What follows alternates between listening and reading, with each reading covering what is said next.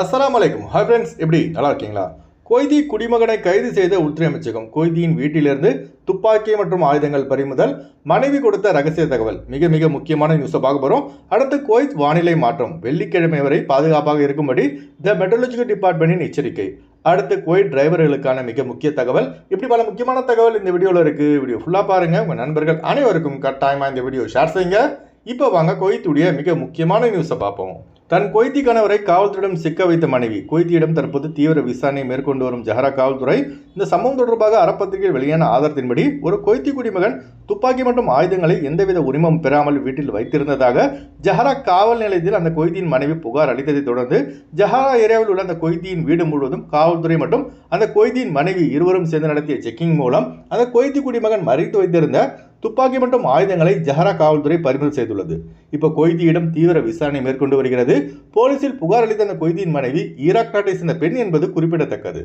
அடுத்த தகவல், குவைத்தில் தற்போது வானிலை ஆனது பார்த்தீங்கன்னா அதிக வெப்பம் மற்றும் தூசு காற்று வீசக்கூடும் என்பதால் குவைத்திகள் மற்றும் வெளிநாட்டவர்கள் அதிக எச்சரிக்கையாக இருக்கும்படி இந்த மெட்ரலஜிக்கல் டிபார்ட்மெண்ட் கேட்டுக்கொண்டுள்ளது. குவைத்தின் டெம்பரேச்சர் பார்த்தீங்கன்னா 46 முதல் 48 டிகிரி செல்சியஸ் வரை பதிவாகும். அதுபோல தூசு காற்று மணிக்கு 50 கிலோமீட்டர் வேகத்தில் வீசும் என்பதால் வாகன ஓட்டுநர்கள் அதிக எச்சரிக்கையாக வாகனம் ஓட்டும்படி த ஜெனரல் டிராஃபிக் டிபார்ட்மெண்ட் கேட்டுக்கொண்டுள்ளது. அதுபோல இந்த சூழ்நிலையில் யாரெல்லாம் வெளியே செல்லக்கூடாது என சுகாதார அமைச்சகம் தெரிவித்துள்ளது. அதாவது பார்த்தீங்கன்னா குழந்தைகள், வயதானவர்கள், ஆஸ்துமா பிரச்சனை உள்ளவர்கள், அலர்ஜி மற்றும் அசசியா உள்ளவர்கள், குரோனிக் டிசீஸ் உள்ளவர்கள் இவர்கள் வெளியே செல்வதை தவிர்க்குமாறு கேட்டுக்கொள்ளப்படுகிறார்கள்.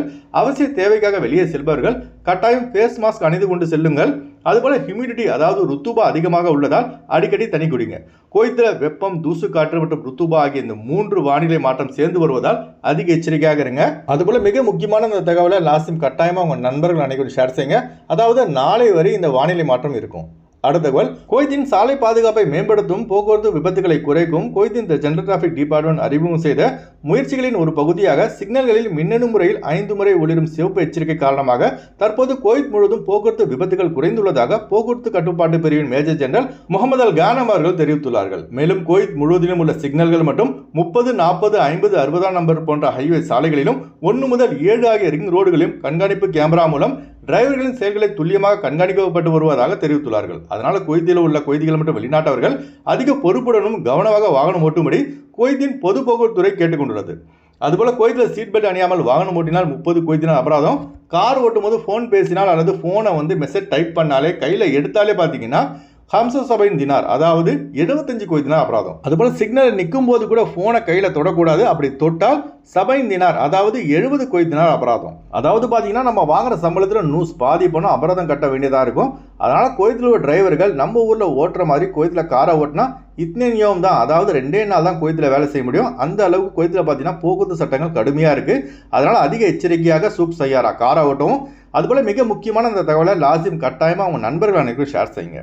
அடுத்த தகவல், குறைந்த கட்டணத்தில் விமான டிக்கெட் எடுக்க விரும்புபவர்கள் ஸ்கிரீனில் தெரிகிற ஜியா டிராவல்ஸ் நம்பரை தொடர்பு கொண்டு விமான டிக்கெட் பெற்றுக்கொள்ளலாம். அதுபோல குவைத் செல்வதற்கான பிசிசி, கேம்கா medical, visa stamping, attestation, POE செய்து தரப்படுகிறது. அடுத்து நம்ம சப்ஸ்கிரைபர் ஒரு டவுட் கேட்டிருந்தாங்க. ப்ரோ, நான் குவைத்லேருந்து ஊருக்கு வந்துட்டேன்.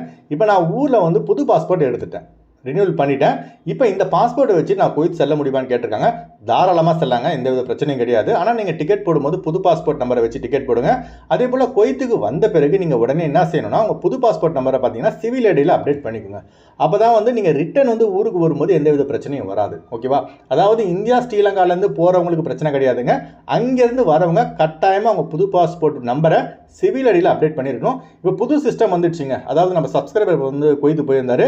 அவர் பார்த்தீங்கன்னா சென்னை டு குவைத் போகும்போது இந்த புது பாஸ்போர்ட் எடுத்துகிட்டு போயிட்டார்.